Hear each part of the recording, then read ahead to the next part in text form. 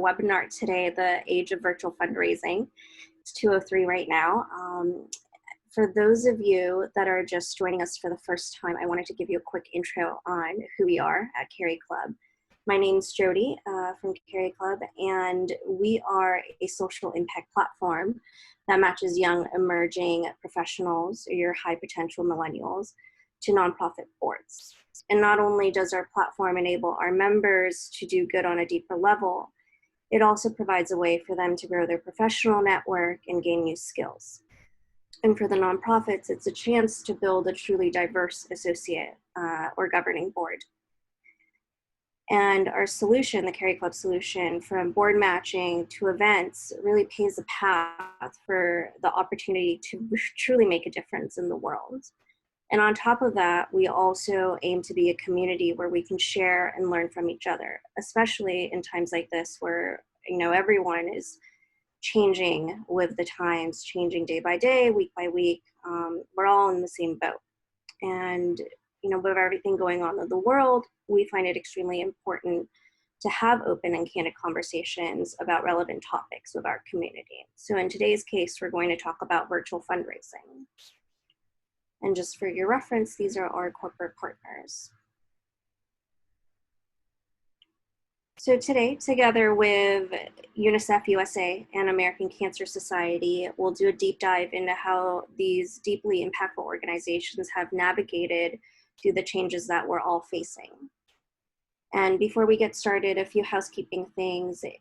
As we're going through the webinar, if you have any questions, feel free to type it into the Q&A box. I believe it's on the lower right-hand corner of your screen, and we'll address it when we get to the questions and answers section. So without further ado, let's go around the Zoom room for a quick introduction. Emiliana, would you like to take it away? Sure. Hi, thank you, Jody. So my name is Emiliana Lopez, and I work for UNICEF USA in our community fundraising department. And for those of you who maybe aren't familiar with UNICEF, it is the United Nations Children's Fund, and it was founded in 1946 after World War II to help all the children that had been affected by the war. Now today, UNICEF has a presence in over 190 countries and territories, providing children with things like healthcare and immunizations, safe water and sanitation, nutrition, education, emergency relief, and much more. And then there's us, UNICEF USA, and we support UNICEF's work through fundraising, advocacy, and education here in the US.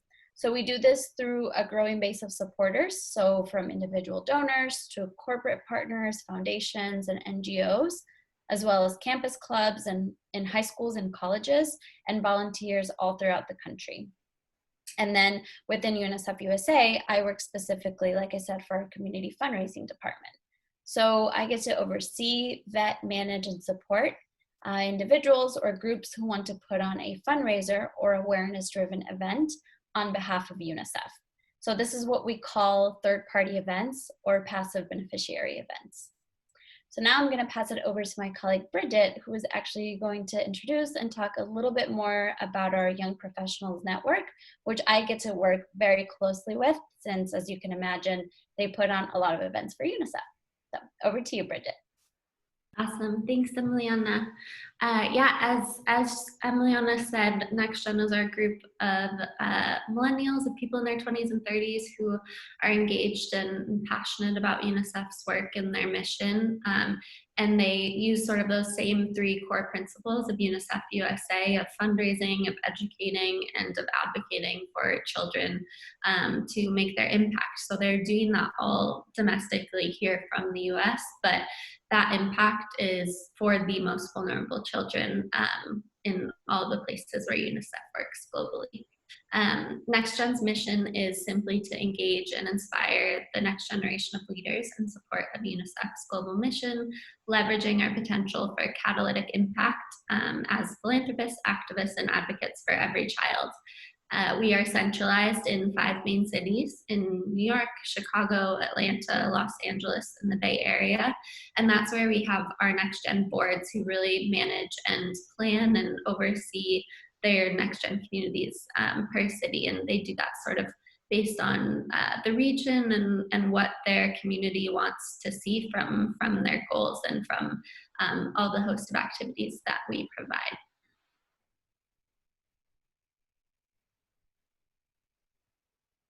Great, thank you for that wonderful introduction, and moving on to American Cancer Society.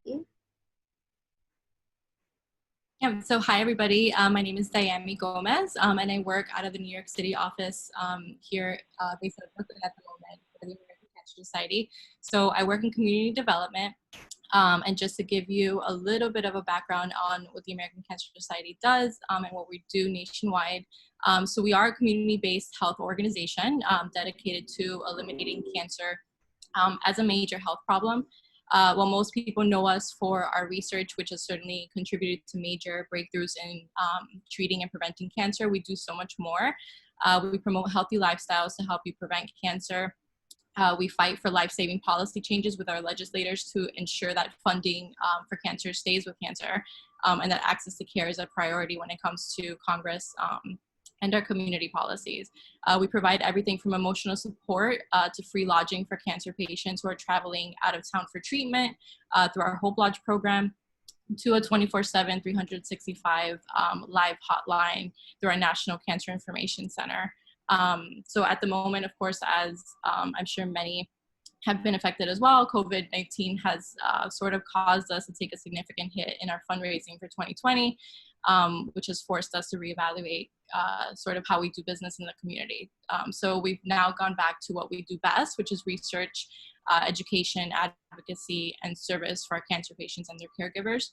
And just to give you a little bit more brief of what I do, similar to what Emiliana was saying with UNICEF, I also work with the community, with our constituents, with our volunteers, with our supporters, to ensure that they are bridging the gap between the American Cancer Society and our work in the community, whether they want to create a fundraising event, whether they want to create an experience for their friends and colleagues, so many things along those different spectrums that we're able to provide and work alongside our volunteer partners. So that being said, I'm going to go ahead and let Alexa talk a little bit about what the Young Professionals Group is doing with ACS as well. Thanks, Diane, and hi, everyone. I'm Alexa. I am the Vice Chair of American Cancer Society's Junior Board. I also work for an organization called Catch a Fire that connects nonprofits with skills-based volunteers, so very embedded in the nonprofit space. I've been on ACS's junior board for about 2 years, and we work really closely with Diane to make sure that we are going out into the New York City community to make sure that we are spreading ACS's mission, fundraising for ACS, helping bring in new partners and donors, and it's something that we're a really integral part of being able to just bring in new young professionals. And I'm going to talk a little bit more about our Young Professionals Network later on. Great, thank you guys for that. I appreciate the great intros. So really moving into what we're here to do today is to really have a conversation about what virtual fundraising is, and is this the new normal now? And when the pandemic started and we were sheltering in place, it kind of all happened so quickly, and I don't think any of us imagined that we would still be here today. Nayami, you were saying it's 5 months now that we've been working from home, which is, I don't even know where the time has gone. And one of the things that I don't think we realized is that now we're all virtual. So can you guys share how your organization has really navigated this change in landscape? And we keep hearing about the term donor fatigue, and what does that really mean for you guys? Yeah, I can kick it off, Jody, if that's helpful. Yeah. So I think even before talking more specifically about American Cancer Society, I think it's really important to set the scene for where the nonprofit sector is right now, and like the fundraising landscape as a whole. So just pulling from my day job, Catch a Fire had done a survey, and we had gotten 262 responses, and 74% of those surveyed had talked about how they had to cancel in-person fundraisers. I think that some of you may or may not know that March through June is the most active season of the year for nonprofit fundraisers. And a lot of our survey respondents let us know that they rely on these events for as much as 50% of their operating budget. So kind of just setting the scene a little bit there for you all to understand how much nonprofits and fundraising in general are taking a hit right now during this time. And I think to just kind of speak a little bit more directly to ACS and the Young Professionals Network as a whole is our junior board had been planning for many, many months to launch a Young Professionals Network in March. And the idea there was to think through a little bit more. We have our junior board has eight members, and we wanted to think more about how we can expand into the New York City community. So we wanted to start a Young Professionals Network to do that. And our Young Professionals Network was designed to be able to fundraise and build a deeper community in New York City. And one of our first events was actually the week of St. Patrick's Day. So that was when everything started shutting down. And all of our following events were supposed to be in person, either at bars or at the Hope Lodge. We had a whole roster of events. So what we had to do was we had to quickly pivot to virtual fundraising and virtual events and learn a little bit more about how to make engaging events in that capacity. So we have done a few events, and we still have a few more events slated, but we've done everything from speaker series. So having someone from ACS or cancer survivors speak about what it's like right now navigating their diagnosis or their recovery process in our COVID pandemic environment. We've also done things like a yoga class to help people decompress after work, since a lot of people are used to going to exercise classes after work and now had to bring this into their own home. And we have other events that are slated for later on in the summer, like a virtual cooking class, a HIIT class. So we're just trying to figure out how do we continue to do more virtual programming. And we've had to talk a lot more internally at ACS to decide, what do we charge for that? And what does donor fatigue look like? So I'll pause there in case anyone else wants to hop in. But that's just a little bit of insight into where we were when COVID hit.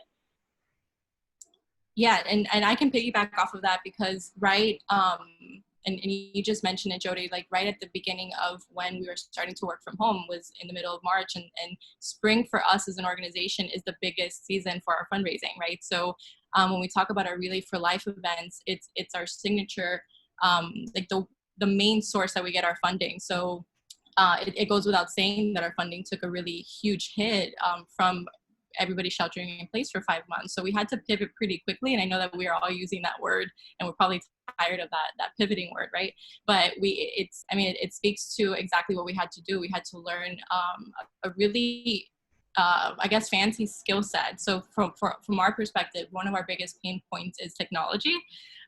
So we had to learn a skill set pretty quickly in terms of like how to live stream, how to get on Zoom, how to host people, like how to have that intimate relationship connection with our donors and with our constituents now on a virtual platform when we're used to seeing them in person, when we're used to seeing them at our events, when the bulk of what we do is our events, right? So then talking over into donor fatigue, I think what we've found is specifically how we've tried to get ahead of it, because I think we're still kind of learning that process of how to get ahead of that at the moment, is just transparency, right? So being as transparent as possible as to where our donations are going, which we usually do that, right? We're usually as transparent as we can be as an organization. But now specifically, have we had to create funds specifically to COVID-19 and cancer patients, let our donors know that. If we've taken a hit with our fundraising and some of our programs and services have been affected, let our donors know that. Sometimes we kind of have shied away from getting our supporters to understand where exactly we're at, and we've found that transparency has been key to getting them to continue to support us, to continue to make sure that they're diverting their donations and their funds and their support and their participation, because now they know, okay, we've had to go from here to here, and this is why, and this is the plan that we have for the rest of the year. So I think that transparency part has been key for us in terms of donor fatigue. It kind of sounds like constant communication is very key right now in terms of just outreach. And how about for you guys, Bridget and Emiliana? Yeah, I mean, very similarly, we also had not only events, big events scheduled for the spring, especially Nextgen events that Bridget manages, but also I mentioned earlier that some of our supporters include clubs.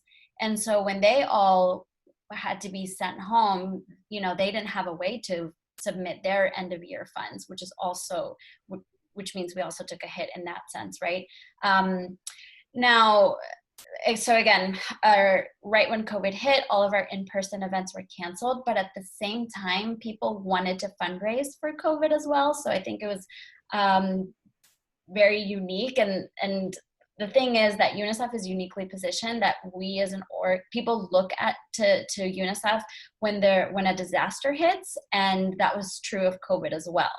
And true to your organization as well. I mean, children didn't stop suffering when the pandemic started and we all went home.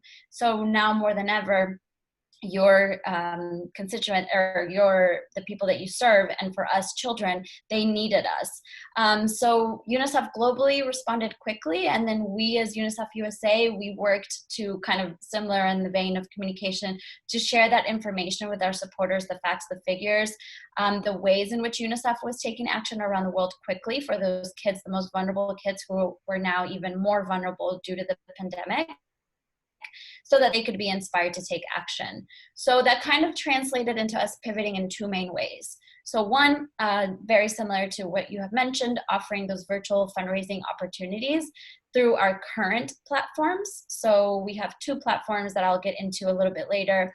One is like a ticketing RSVP page, and another is a presence on GoFundMe charity. And then matching those platforms with materials and resources to really equip our supporters with ways to take action.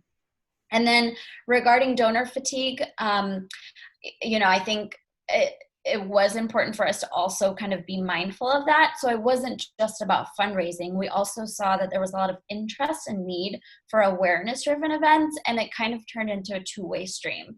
So from the UNICEF USA side, we hosted a lot of webinars for our supporters. And it wasn't even just about COVID, though there were, of course, many on COVID. But for example, a meet and greet with our president for our volunteers, just to kind of create that proximity with our supporters. And then we saw from our supporter side, from the third party event side, a lot of interest in creating town halls, so very similar to what Alexa was talking about, and inviting experts to speak on COVID. And while that wasn't entirely a fundraising event, it definitely led to people wanting to donate to our organization because of the work that UNICEF was doing for children everywhere, right? And then I think where we're at right now is really looking at what opportunities do we have for the future. And even this discussion is useful for us, right? So we want to scale, of course, the current platforms that we have for these virtual opportunities, but we also want to look into new platforms. So we're having conversations with people who we've never engaged with before that are just very relevant to the time. And then with that, shifting our language and our communication to be relevant to this virtual world, and matching all of that with the necessary resources. So think things like an event two-pager that talks through different events that people could put on for UNICEF that take into consideration either social distancing or are virtual, and just kind of having those at our supporters' disposal so that they can look through those ideas and really take action for UNICEF. So now I'll pass it over to Bridget, see if she has anything else to add. Amazing, thank you. Yeah, I think you covered a lot of it, which is great for me. I can dive into sort of some of the Nextgen specifics. And I think that it's helpful for you all not knowing Nextgen or maybe even not knowing UNICEF USA very well to share that we are, well, I'm the manager for the Nextgen program. About half my time is ensuring that I'm project managing and driving the program forward, but the other half of that time is really relationship management and relationship leading these incredible supporters of UNICEF's work. So we wanted to be really donor-centric in the way that we first addressed everything that was going on and people's changes. So that really looked like us pivoting to much more regular check-ins with our donors, and making sure that they were okay. And we saw the need for that. So while a lot of people were maybe experiencing fatigue in social events or work events, what we heard from them was that UNICEF was something that was consistently positive in their lives. And so they wanted more of us in this time where they felt like a little bit helpless. I think a lot of people felt that at first, and UNICEF was a place where they could do good and sort of get that maybe a little bit of a burst of energy that they weren't finding in their new stay-at-home realities. So our first pivot was to check in with our people and make sure they were okay and communicate with them. And then we wanted to really, as Emiliana said, we are UNICEF. We're an expert and have been in addressing crises for 70 plus years. So making sure that people were looking to us for not just information, but for accurate information and for tangible ways forward, and for optional support for people who are ready and in a place where they could provide support. But I think the main thing was just finding that balance of saying, like, we are here for you, and we understand that people's positions may have changed. Maybe even your what you signed up onto as your board commitments aren't possible for you to meet any longer, and that's okay, because we're all in this together and going through this together, and we will navigate as such. But if you have the means, if you are looking to jump in, if you are looking to make a donation, let's get together and work on that. So I think it's really just making sure that there's not one response and one tailored approach, because everyone is experiencing something so different. There's just a lot of dualities to navigate right now. And I think the other important piece for being able to activate in a productive way was having systems that work. And we are really lucky that our Nextgeners were already so spread out that we as a staff team are really used to working remotely and working in this way. So for us, that wasn't a massive change. And we also had systems in place for people to host their own events and activities, and that really didn't change either. Like, we saw pretty much right away people could go through the community fundraising process, and Emiliana would approve their application to host a workout class in support of UNICEF's COVID work, and that looked virtually the same. So it just took a little shifting of the wording of our how-tos and our one-pagers and pushing that out. So we, again, are really lucky that we had systems in place that just needed tweaking, and we didn't necessarily have to revamp the entire mechanisms that we were relying on.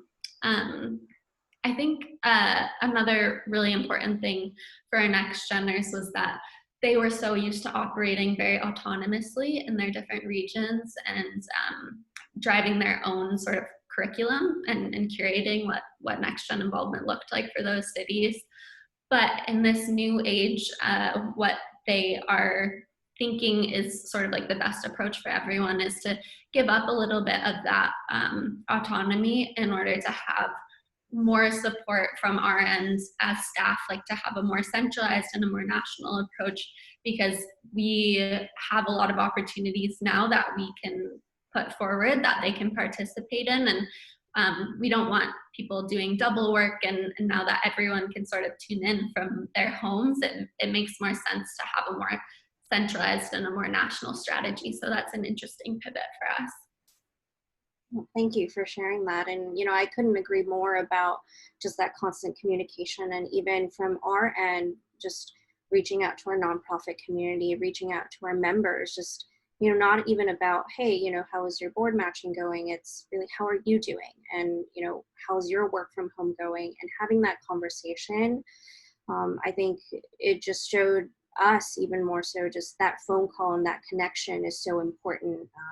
And just having to check in, because like you guys are saying, everyone is a little bit different, and everyone is experiencing things in different ways during this time. And so, it sounds like you guys have had a lot of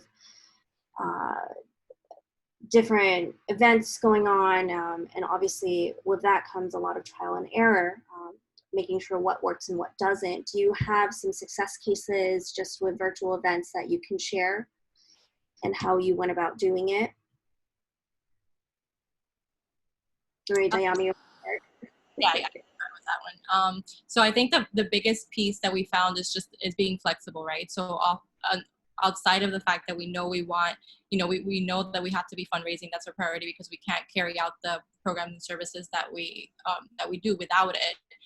We found that there's a lot of like being flexible in offering ways to give back that's outside of monetary donations. That was one thing that we sort of had to pivot to first, because there was a lot of people that wanted to give back, but especially here being in New York City, which at some point was the epicenter of the virus, it was the very beginning of this was very difficult for folks to be committed to their yearly donations, their yearly sponsorships, etc. So the very first thing that we did that was kind of a trial and error was give people an opportunity to give back in a way that was not tied to them financially, whether that was starting a committee to put on these virtual events, whether it was someone that is involved in, like here we have a really big constituent base with the restaurant industry, getting people to reach out to chefs, to reach out to people in those restaurants to create some sort of experience, whether it's a cooking class, etc. So that was the first thing. Some things that we found through that trial and error process is sort of going back to basics when it comes to specifically for us, like our peer-to-peer fundraising, not sort of recreating the wheel, but going back to, just asking, whether it's signing up online for something and then doing fundraising by sending out text messages, sending out emails, sending out specific appeal letters, etc. Going back to basics for us has really helped. And also to what Alexa was mentioning is creating some of these unique opportunities for virtual events that were very, very niched. I think what we found is that people are more inclined to get involved with something virtually that it's an interest of theirs. So for example, that cooking class comes back to mind, those workout classes, something specific to resume building, or if someone's involved in tech, having a class that showcases how to put on a Zoom call or put on a live stream call, things like that. When we've gone into these very niche virtual experiences for people, we've found that participation has been a lot more significant than in other things. So I'm trying to think. So whether like some of the things that came about from that is we did see that even though we're not getting like these big, larger sponsorships that we're used to with an in-person event, if we did a series of 10 cooking classes or 10 or 15 cooking classes that were involved with these specific chefs or restaurant people that people have come to know here specifically, we've been able to reach that goal or been able to get to that $20,000, $30,000, $40,000, $50,000 sort of sponsorship spectrum that we would have gotten in an in-person event. So a lot more to add to that, but I think that's the basics. And the only other thing I would add too is that I feel like we're entering a really interesting time right now where if we're in New York has opened up in some capacity, but it hasn't opened up in a capacity where we can have a fundraiser or we feel comfortable bringing everyone together. So I think a lot of the success that we've been able to have was at the very start of the pandemic where people were locked at home. So of course they wanted to come on for a virtual talk or a virtual workout class. But I think now we're entering a unique time where people are getting out a little bit more. The weather is also nicer, so people can be outside. And I think that I don't really have an answer as to what will happen, but I think that's something that we should all be aware of, that, different regions, even in New York, are at different phases of reopening. And something that used to be virtual and appealing may not be as appealing, but we might not be ready to go full force and have events. Yeah, I'm sure I guess the best term to say is cabin fever is what we're all having, and being able to go outdoors, that will definitely prove to be very interesting with events. And Bridget, Amelia, Emiliana, how about you guys? Do you have any success stories that you can share in terms of your trial and errors? Yeah, sure. Bridget, you want to start? Yeah, I'll jump in. We started actually with really just grassroots campaigns and things that felt like they were connecting people, but at the same time, sort of again meeting that need where people are in different places and might be able to support, might not be. So we had the national board enacted a 100% participation giving campaign, and that was incredible because it meant just simply solidarity from our leadership, and not necessarily the amount that people were donating, but just that everyone was contributing to UNICEF at this time. And as leaders, that was a really important statement for the national board to make, and they asked the regional boards and then our Nextgen boards to participate in that as well. And I think that was really important too, to have the national board write all of our Nextgen leaders an email and asking them to be a part of this. And so that was sort of one of our first grassroots movements to get people to think about contributing, and we've seen great success with that because it's, again, cultivating and fostering this UNICEF leadership community that we have in all of our different regions. And the other piece that is sort of looking to the future is field visits, because really the sure way to get people to support UNICEF's work is for them to see UNICEF's work in the fields. And that's really our best opportunity. And we can't do that right now, of course, with travel and whatnot. So to find a way to do that virtually has been very top of mind for our organization. And we're really excited to say that in August, we have our first field visit to Jordan.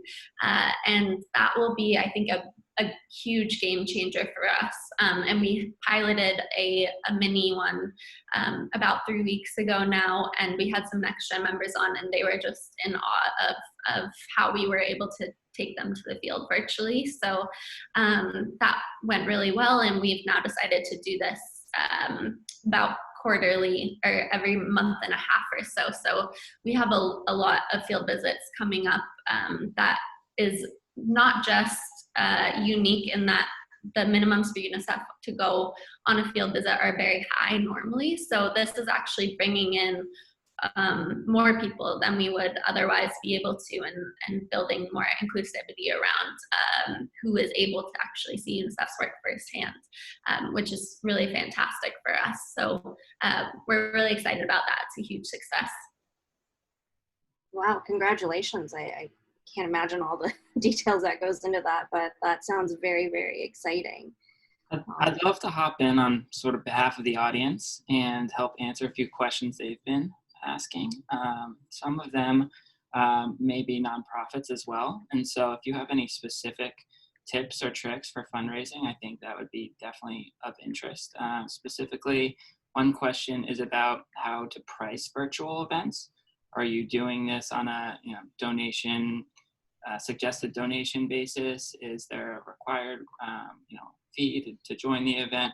How are you setting up those events? What sort of goal do you have in fundraising for each event? And how do you suggest for individuals that are hosting events, how do you suggest they set those up themselves? Yeah, absolutely. So I can definitely share kind of what we've been doing, and we've done some trial and errors, like we mentioned, right? So we've done both ticketing an event at a specific price point. We've done also just donation based. We've done suggested donation of $5, $10. We've done kind of a gamut of things to see what the heck sticks. And so what we found, so first things first, the demographics of the event is what is going to make the difference. So it's not one size fits all. And I can talk through kind of what we did with the young professionals, what we've done with like that restaurant industry that I mentioned. So what I think at the end, what we've found is once you give the opportunity for people to give what they want, we've gotten a lot more donations. And I think that's pretty standard across just fundraising in general. What we've seen, not just with COVID, but more so now than in the past, is when we've done, like I'll give a direct example.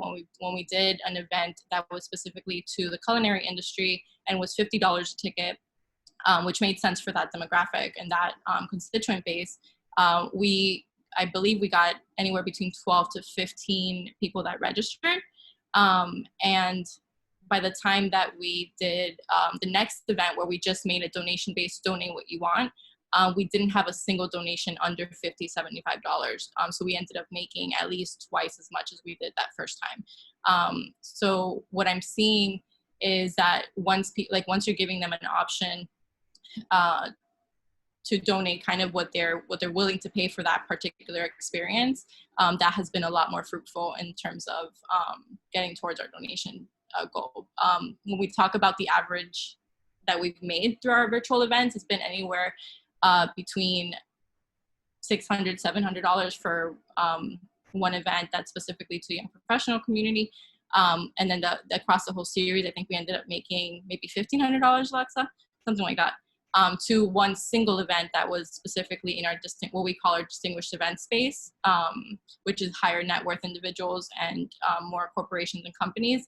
That singular event made anywhere between $2,200 to closer to $3,000. So it really depends on the constituent base and the demographics. But we definitely found that when you allow them to give what they want, as opposed to adding a specific price point, that has helped a lot more. That's been a lot more significant than anything else. Hopefully that's helpful. Yeah, absolutely. And, that's actually a really great segue into one of the other topics before we get into questions and answers, is your associate board and how, both your young professional associate boards are flourishing across the nation, and they're very, very involved in the well-being of the organization and the networking side of things and fundraising. So how have, your respective associate boards really helped just in this time? Sure, I can jump in and share from the Nextgen side. I think our Nextgen members have been critical, and they always are. The way that I actually talk about them is that they're UNICEF USA special forces, because they really lift all boats, and they're, because we're almost like a startup within UNICEF. We were just founded in 2009. So we are really lucky in that we don't have a fundraising, we don't have our own line that we are tracking our fundraising towards. We have a fundraising goal that we meet, but for all intents and purposes, we are trying to hit everyone else's goals and trying to lift up everyone else's goals, which I think is how it should be. That's how we get the work done, is being collaborative and breaking down silos and seeing where there's a need and supporting. So Nextgen has been really critical, but I would say sort of like the main three takeaways on how your associate board can help. I would say first, don't reinvent the wheel. So what are you already doing? What programming are you already offering to your regional boards, to your constituents, that you could tweak slightly to bring Nextgen, or your version of Nextgen, into? And an example of that would be our speaker series, which we have always done in the regions, and we're going to continue to do them virtually, but we're going to have Nextgen be a region and form a committee and plan their own speaker series. And then the second one, I would say, meet them where they're at. So that means be prepared for a lot of social engagement and Instagram and LinkedIn and Facebook, a lot of lives. We just launched our Nextgen Instagram live channel and have had a few guests on that. So definitely that one's pretty critical, is to have mobile friendly options for anything that you're doing. And in terms of content in general, just speaking to them in a voice where they're gonna take that in more willingly. The third, I would say, find ways to take in their ideas. And this group of people I've found, they're so passionate, they're so driven, they care so loudly about these issues. And so I think their voices want to be heard, but aside from just hearing them, we need to continue to find ways to harness that energy productively. So one way that we did that was to form Principals Group, which is a group of people who are connected to family foundations or have their own individual wealth, and they are now in this group of other people who are thinking about COVID and how they can collectively make their biggest impact. So anything like that where you can listen to people and then find a way to harness it to serve your outputs is going to be really key. And then the other thing I would add, and I'll go ahead and answer one of the questions in the chat box as well, which I think that Amy also answered, as to like, if you say suggest a donation or give what you want, and then I'll weave that into how we have had success in the fact that we've been able to use our own platform. So we have our own ticketing and event platform. So think of like Eventbrite, but on our UNICEF USA website. And so you're able to create your own event page, and on there we have suggested that if someone wants to do a free event, very similar to what Alexa and Diami have talked about, so virtual cooking, workout, all those, if the host wants it to be free, we also say, well, it's a good idea to include a separate ticket that says optional donation. So anyway, that was just to quickly answer that one. But then I would also say something else that we saw work really well with Nextgen, as well as in all of our other supporters, is, and Diami kind of got into this as well, is that peer-to-peer fundraising.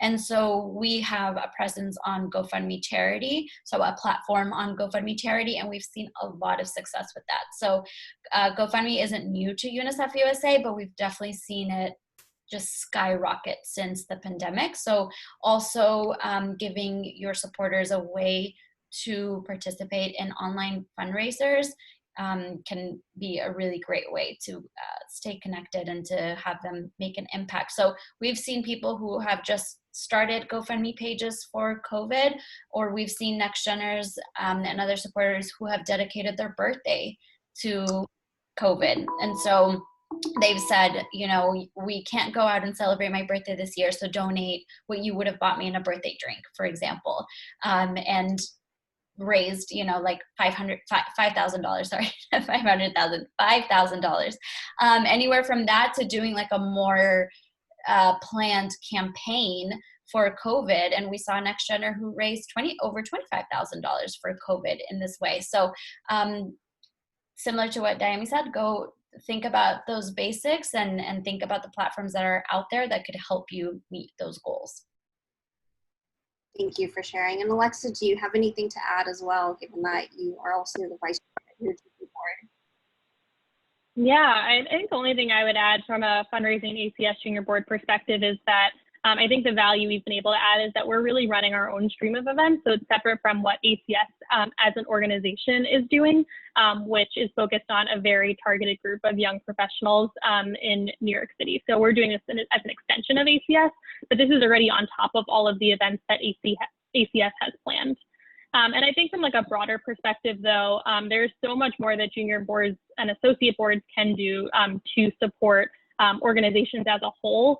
I would say that a lot of organizations that I've surveyed when referring to the survey I mentioned earlier in the call is that people, in addition to needing alternative digital fundraising strategies, organizations also really need help with remote work best practices and email marketing, messaging, and social media. So I think everything should be thought about really broadly when thinking about the value that we as associate boards and junior boards can bring to our nonprofit counterparts, and ask what else do they need? If fundraising, feels like an uncomfortable situation right now because of the economy and where we are, what else can we bring? What other skills can we bring to the table to help the organizations that we're a part of? Thank you. Thank you so much, guys. And, I'm just looking at the time and I want to make sure that we have room for questions and answers. So, O'Neill, I know there's a couple that have come in since we've been talking. Can you help read out some of them? Sure, I'd love to. So one audience member asked about retaining donors, and specifically investing in online and social, but also sort of like working to help change giving behaviors. So I'm wondering, how have you all worked to improve or to keep and retain your donors while also converting their giving behavior to online contribution?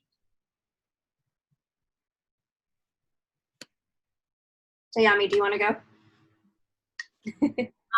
So I think I had to think about that question for a minute, because I think the best place that I think the best place to start is, somebody alluded to this earlier, is that a lot of our interactions with our donors and with our constituents are relationships first and foremost. Like, I think across all of what we do with our nonprofits, in the fundraising sphere and in the development sphere, is we're relationship managers at our core. So I think it's first having a conversation with them, bringing them to the table, not just speaking at them and like telling them, this is what we're doing, this is what we want you to do.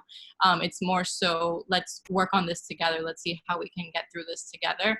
And how do you want to get involved with the American Cancer Society at this point? How do you want to get involved with some of the things that we want to put together now that we've had to like change our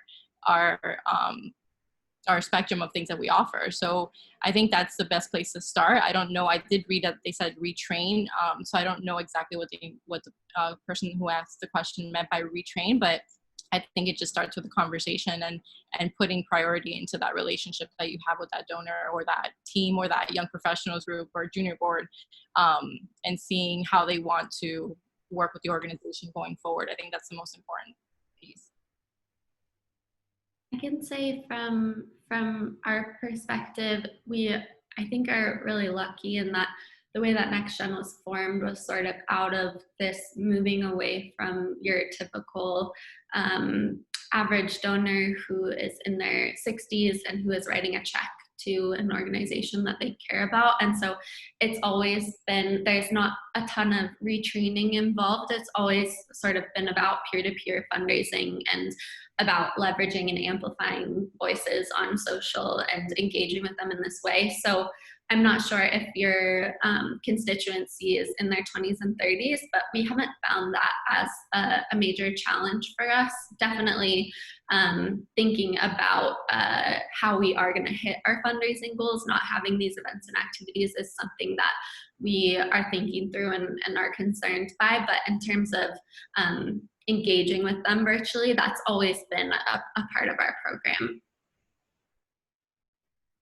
Thank you for sharing. How about another question, O'Neill?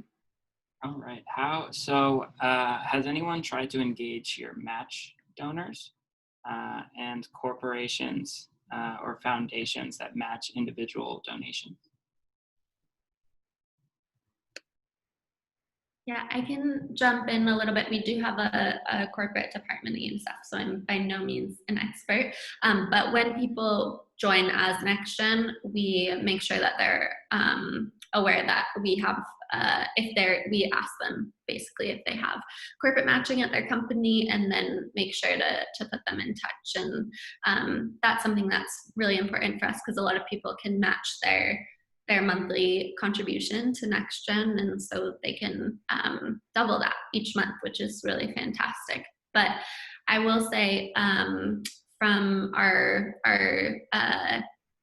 engaging matching donors, we're also really lucky to have major donors within UNICEF who have at various times offered matching opportunities. So I would encourage you to look into that, maybe like a partnership with a major donor or a corporation that you're already working with to support your associate board, because a lot of times they are looking for that synergy and they're really energized by it. So we as Nextgen, our most recent project we were supporting before all this happened was a program called Water for Guinea, which was bringing clean water to Guinea. And we had the donor who was the largest donor to that project and was working on it for many years, meet with Nextgen, and he said that if we raised $100,000, he would match that. So I think looking for those opportunities internally can be really beneficial.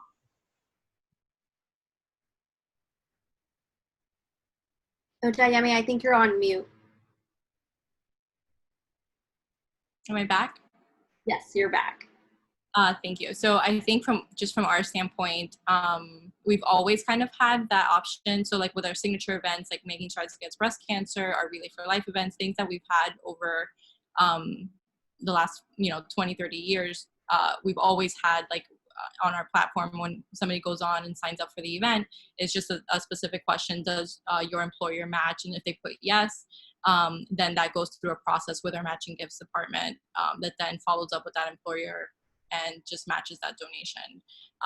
That's been a pretty automated process, but outside of that, we haven't looked into doing anything outside of that because it's worked pretty decently thus far. Understood, and kind of goes back again to that constant communication and getting really connected with your donors and the people that are within your community. Great. Onya, how about another question? All right, so we have some questions about the Black Lives Matter movement as well, and how you may have seen corporate donations behave during this time, and how you can promote online fundraising without, seeming to be, trying to steal attention away from that movement.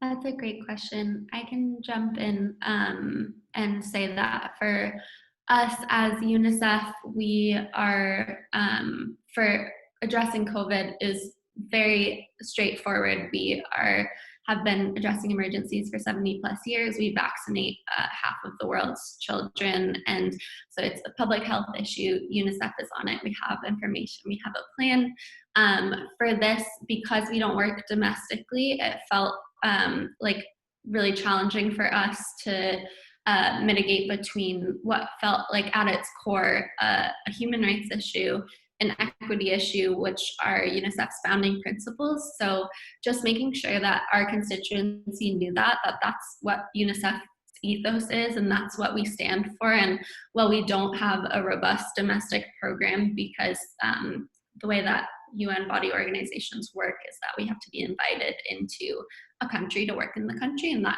hasn't happened except for in very unique instances for short periods of time in the United States. So our work was as a Nextgen and around Black Lives Matter was to provide resources that we compiled for people to leverage our advocacy actions. So to have people who are able to write a pre-made letter to their congressperson or do a text for action to make sure that people felt like they were doing something tangible and activating in that way. And then lastly, to elevate our Black voices within our community and to give them a platform like our Instagram Live or to repost what they're going through and feeling onto our Instagram channel. And for us as a health organization, I think it goes hand in hand with Black Lives Matter because we there's a huge health disparity when it comes to cancer in the Black community, and we do a lot of work already with making sure that we're ensuring that those communities have access to care and have the same access as the rest of our constituents, right? So there's a lot of research being done with specifically breast cancer around African American women, because that is the #1 killer of African American women at the moment is breast cancer. So one of our biggest research grants goes specifically to trying to figure out the tie between breast cancer and specific genes that are only in African American women. So I think when this movement sort of happened in tandem with COVID-19, we were very direct in trying to figure out how we as a health organization play into that, and what work are we doing, and are we doing enough work? Because I think that we've all had to sort of take a step back and see the work of what we're doing in a different lens, and making sure that we're bridging that health equity gap across all of our constituents and not just specific pockets of the country. Well, I want to be respectful of everyone's time, so I think we have time for just one more question. Sure.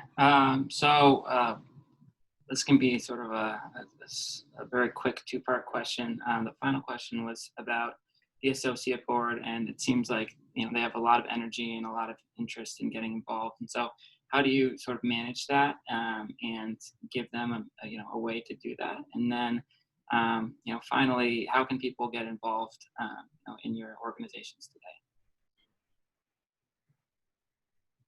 Amazing. This question.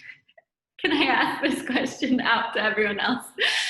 This is our biggest challenge because we want to take everyone's ideas and their skills and find a way to filter that into UNICEF.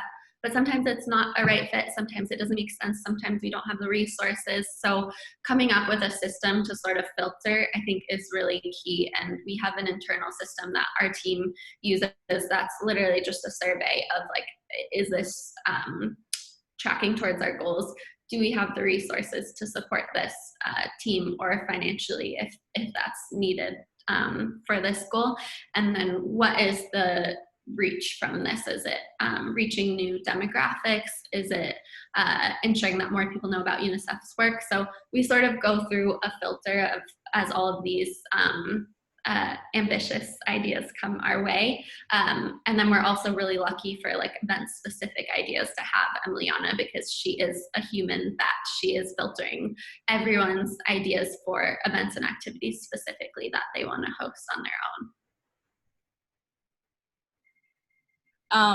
So we're a volunteer-driven organization, and so I think that the biggest thing that we sort of do to help manage that is allow for autonomy and honestly letting go and being a little bit trusting. So I know that sounds a lot easier said than done, but I think that's been key, and I think Alexa will tell you, I'm pretty hands-off with our volunteers and the folks that want to get involved with us, in the sense that, if you have an idea, run with it. If you feel like doing something specific for the organization, run with it, and I'll be here to support you every step of the way, with feeding you resources, with feeding you kind of what we need. So I think that biggest piece, and I know we kind of struggle with that just on the staff side, is allowing for a lot of autonomy, because there is a lot of ambition out there, and there, especially in our associate boards.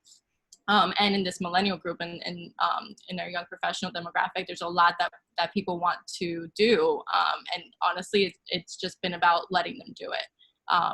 And then just kind of roll with the punches and figure it out along the way, I guess. That's been key.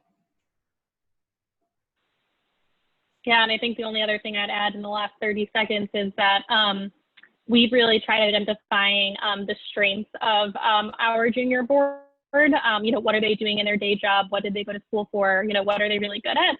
But also areas that they want to lean into a little bit more that they may have not had formal training on. So for instance, we have someone on our team who's interested in social media and really understanding the inner workings of social media. So we've been pulling from our network to figure out who are professionals that we can connect this person with to get social media training, so that they can then use those social media skills to fuel our young professional network. It's also about figuring out what the professional development opportunities are for your very ambitious junior boards and associate boards, and figuring out how you can help them as well.